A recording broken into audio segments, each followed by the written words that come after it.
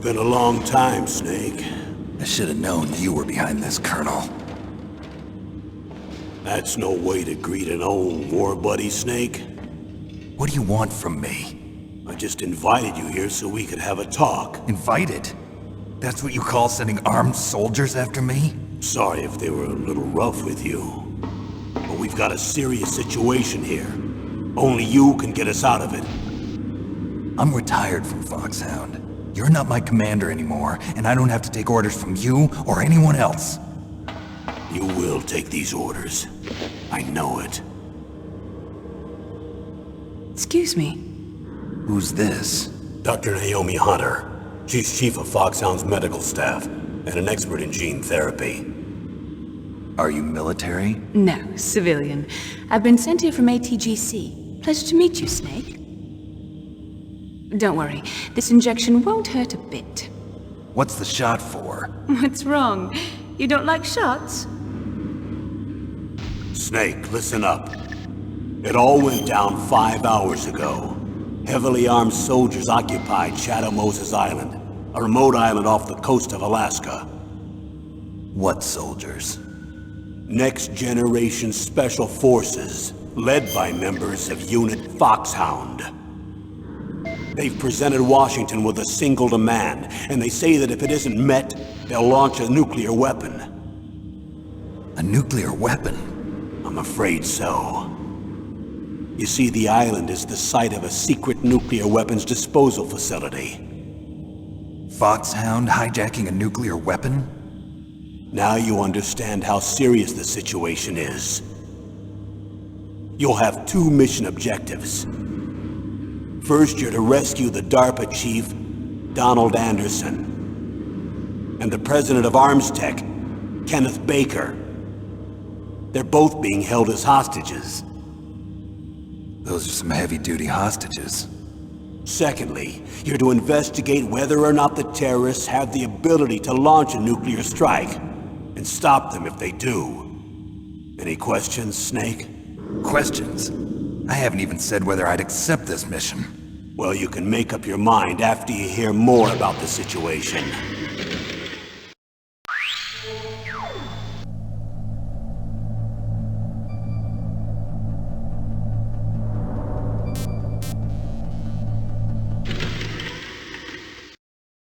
Colonel, I don't work for the government anymore. Let me go back to Twin Lakes. Why, Snake? Is your life in Alaska all that great? There's a dog sled race this week. Next Saturday, I have to be in Anchorage. The Iditarod? The longest sled race in the world? When did you become a dog musher? Right now, my 50 huskies are my only family. I've got to take care of them. Don't worry about your dogs. What do you mean? I'm sorry, Snake, but this vessel is headed for the Bering Sea. There's no room for debate. I told you, even if I do owe you, I don't owe anything to this army or this country. You will accept this assignment. Why should I be stupid enough to do that? I'm no patriot. Snake, there's enough dirt in your file from your days as an agent to keep you in the stockade until you're a very old man. Oh, I see. Blackmail. No, Snake. I prefer to look at it as helping you come to a decision more easily. But anyway, I know you better than that. You take this assignment even without the threat. Why do you say that? You're a natural-born soldier. You're not the grow old gracefully type. It's the same for all of us who've seen real action. The only place we can feel truly alive is on the battlefield. I'm a soldier too. I know those feelings of powerlessness, frustration that you feel every day. You've tried to play the Boy Scout out there in Alaska, but you can't race dogs in the snow forever. Why don't you come back to us and be a soldier again? You think my life is some kind of a joke? Snake, I just want to give you back your purpose in life.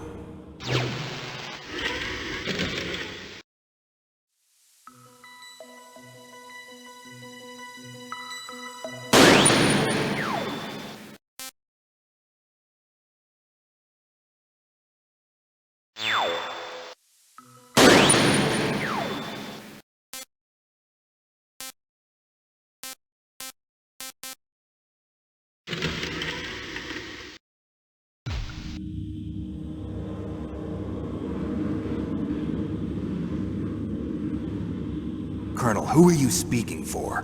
Naturally, I'm representing the U.S. government. So who's in supervisory control of this operation? The President of the United States. Which means that the President must be meeting with his top aides in the map room about now, huh?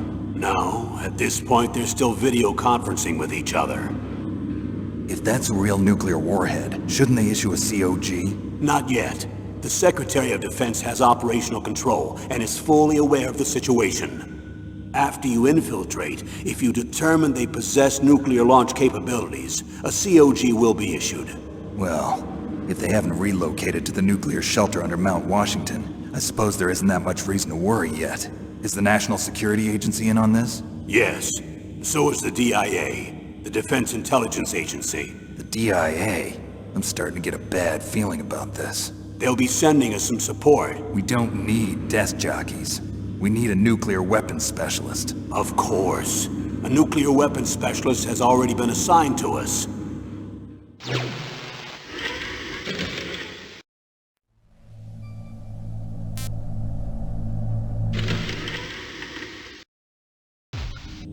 We need backup from a specialist.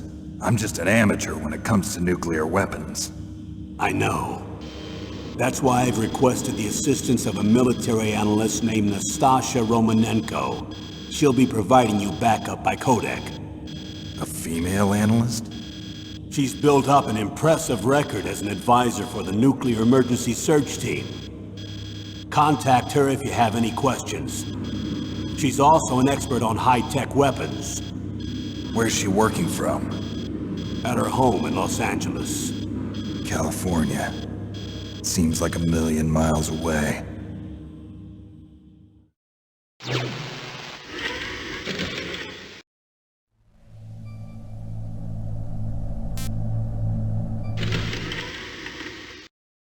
Colonel, you're retired.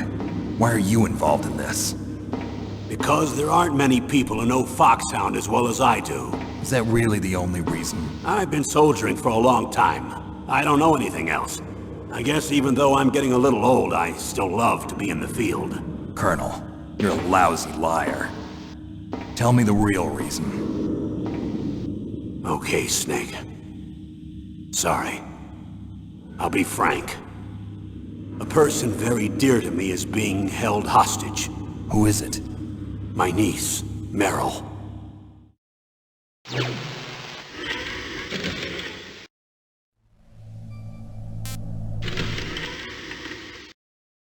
What was your niece doing here? Several soldiers were reported missing the day of the revolt. And my niece was one of those called in as an emergency replacement. She looks like you. She's my little brother's girl. He died in the Gulf War. Since then, I've been watching after her. A personal motive, Colonel. That's not very soldierly. I'm retired. I'm just an old man now. And I'm your friend. Since when are we friends? I've thought of us as friends since the fall of Zanzibar. With my personality, I don't have too many friends. That's what I trust about you.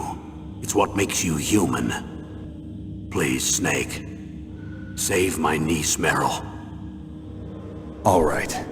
But I have 2 conditions. Name them. 1, no more secrets between us. I want complete disclosure at all times. And 2, I'll only accept orders directly from you, Colonel. No cutoffs involved, okay? Agreed. That's why I was called. But one thing. What? I'm not a colonel anymore. Just a retired old warhorse. I understand, Colonel.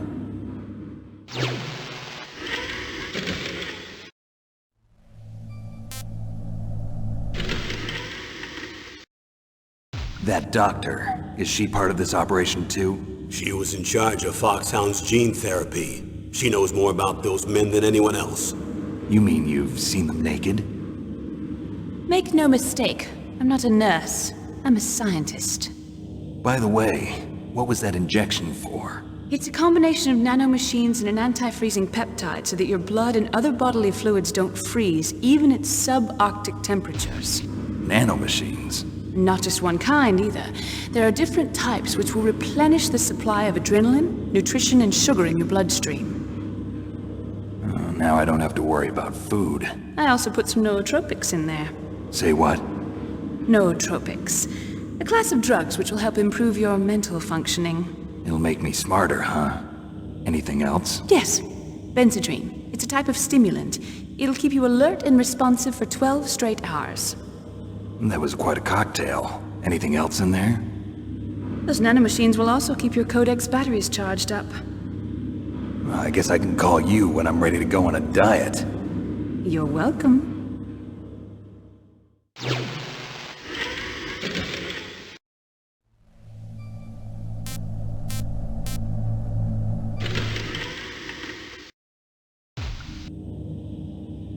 The chief of DARPA and the president of an arms manufacturing company.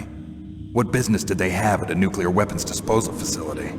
The truth is that secret exercises were being conducted at the time the terrorist group attacked. Must be extremely important exercises if those two were directly involved. Were they testing some kind of new advanced weapon? I'm not privy to that information. Do we know exactly where they're being held? The DARPA chief has also been injected with a mini transmitter. As you get closer, you should be able to pick up his location on your radar.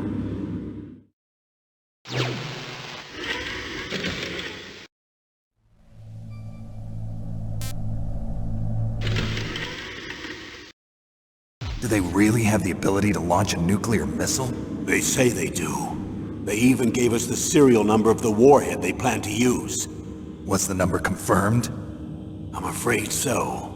At the very least, they've got their hands on a real nuclear warhead. Isn't there some kind of safety device to prevent this type of terrorism? Yes. Every missile and warhead in our arsenal is equipped with a PAL, which uses a discrete detonation code. PAL? Permissive Action Link. The safety control system built into all nuclear weapons systems. But even so, we can't rest easy. Why not? Because the DARPA chief knows the detonation code. But even if they have a nuclear warhead, it must have been removed from its missile. All the missiles on these disposal sites are supposed to be dismantled. It's not that easy to get your hands on an ICBM. That used to be true.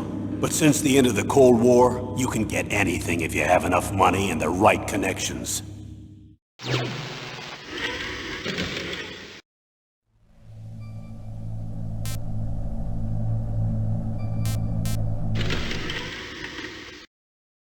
How well armed are these terrorists? I know there was an exercise going on at the time they revolted. They're heavily armed, I'm afraid. What about their battle experience? The 6 members of Fox-Hound in charge are all hardened veterans. They're tough enough to eat nails and ask for seconds. I wouldn't expect anything less from Fox-Hound. The others are next-generation special forces. They're not your average grunts either.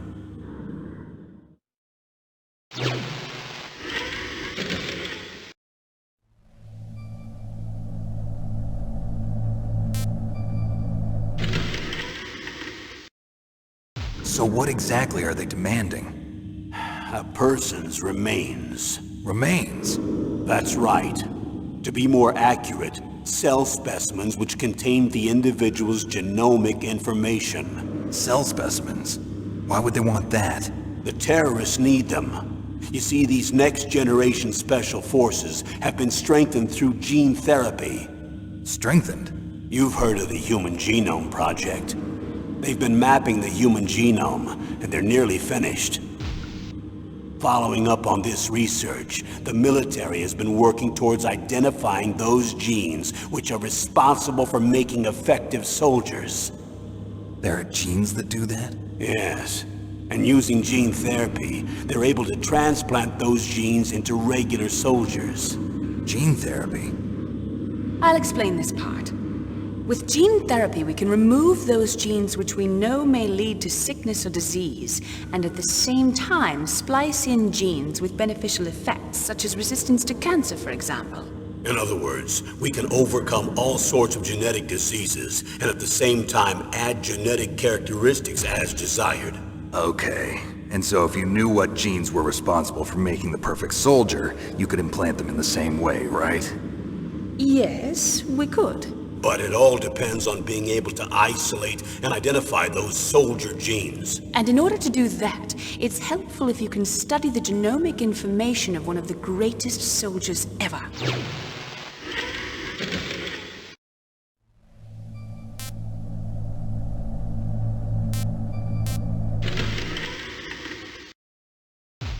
One of the greatest soldiers ever? The man they call the greatest warrior of the 20th century. You don't mean Big Boss. That's right. We've been working feverishly to identify the genes responsible for his incredible combat skill. So far, we've discovered about 60 of the so-called soldier genes. So his body was recovered after all. Yes, and his cells have remained frozen in a cryo chamber. His genomic information is a priceless treasure to mankind. Priceless to the military, perhaps. His body was burned severely, but it was possible to restore his DNA profile from just a single strand of his hair. You people are amazing. And then you're gonna transplant those genes into soldiers? Yes. We'll use a process that I discovered called gene targeting. The strongest soldiers don't become what they are by acquiring their skills through training or experience. We now know that hereditary factors are far more crucial for creating superior soldiers. Snake, we can't give them his body. It's potentially more dangerous than all the nuclear warheads on that island put together. I hear the terrorists are calling themselves the Sons of Big Boss. The Sons of Big Boss?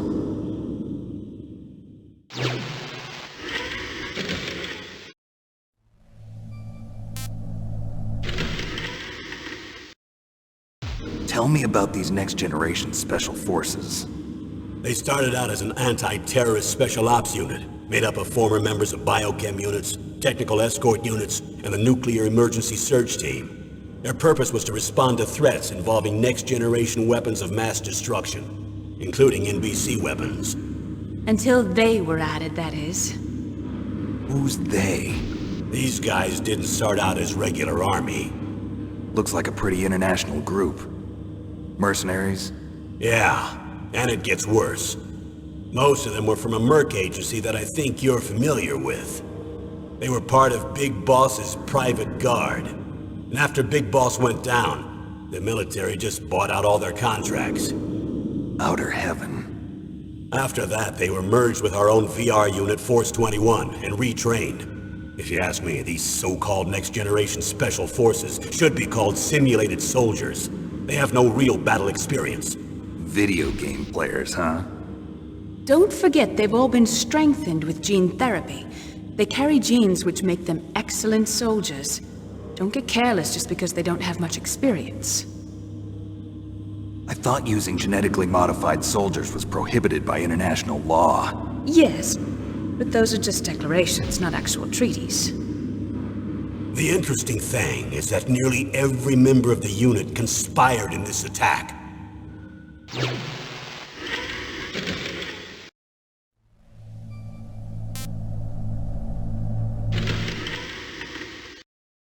How could an entire unit be subverted to rebellion? They're calling it a revolution. Since they all went through the same gene therapy, they probably felt closer than brothers. They see the unit as their only family.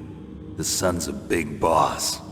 But if they were regular army, they must have been interviewed periodically by army counselors. According to their files, they all got straight A's on their psychological tests. They all seemed like fine, upstanding, patriotic soldiers. But they all took part in the uprising? No. Several people didn't show up on the day of the exercise. That's why there was a resupply of troops. Was there any sign recently that something might be wrong? There was a report a month ago that they were acting strangely. Apparently they consulted classified information about the soldier genes and performed their own gene therapy experiments. They can do that even without you? Well, our gene therapy process is almost completely automated. And besides that, they're all geniuses with IQs over 180. Even the existence of this genome army is a national secret of the highest order. We've been hoping to investigate this thing quietly and deal with it behind closed doors.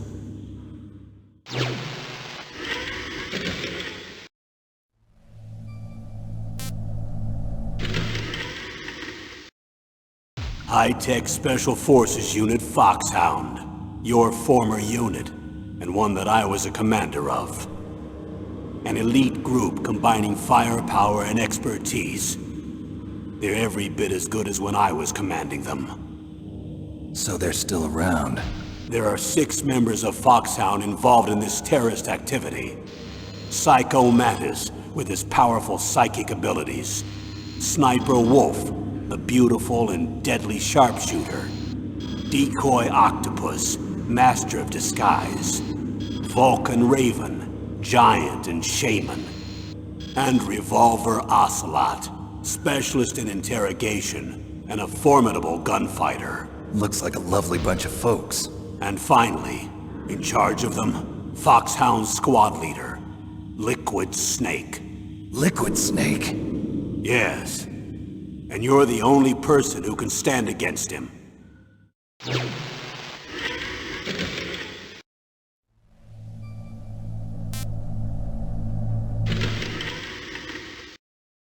Liquid Snake.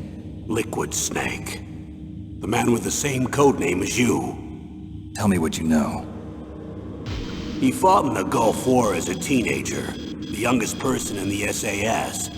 His job was to track down and destroy mobile Scud missile launching platforms. You were there too, I believe. Didn't you infiltrate Western Iraq with a platoon of Green Berets?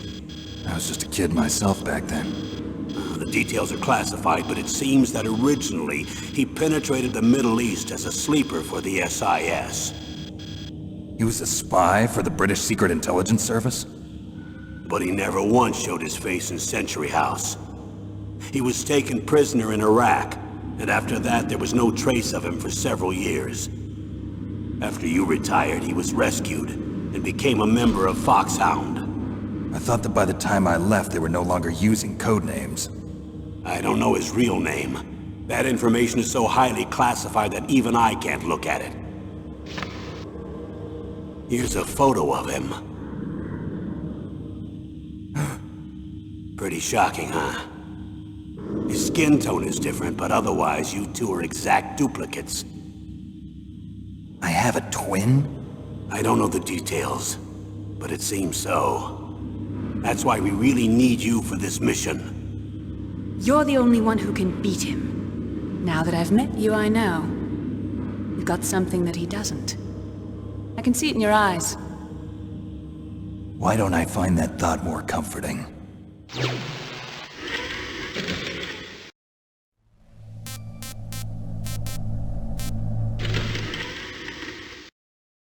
Tell me about the nuclear weapon disposal facility. The disposal facility includes a hardened underground base. Even with our most advanced intelligence gathering equipment, we can't tell what's happening inside. So someone needs to penetrate, gather intelligence, and report back. Sounds like a spy movie. What's the insertion method? Well, an air insertion is impossible. Not with this storm going on. We'll approach the disposal facility by sub.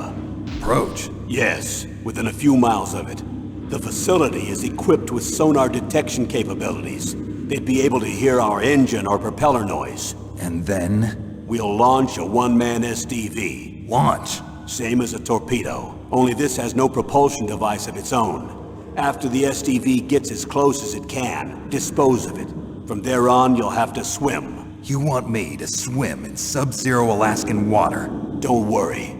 That suit represents the latest advances in polythermal technology. The nuclear weapons disposal facility covers the whole island.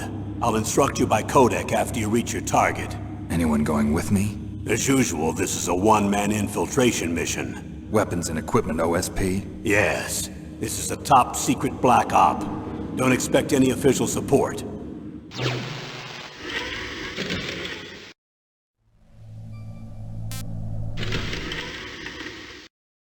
What's the time limit? 24 hours. They say they'll launch after 24 hours. Do they say what the target will be? So far, they haven't mentioned the target. When did the countdown start? 5 hours ago.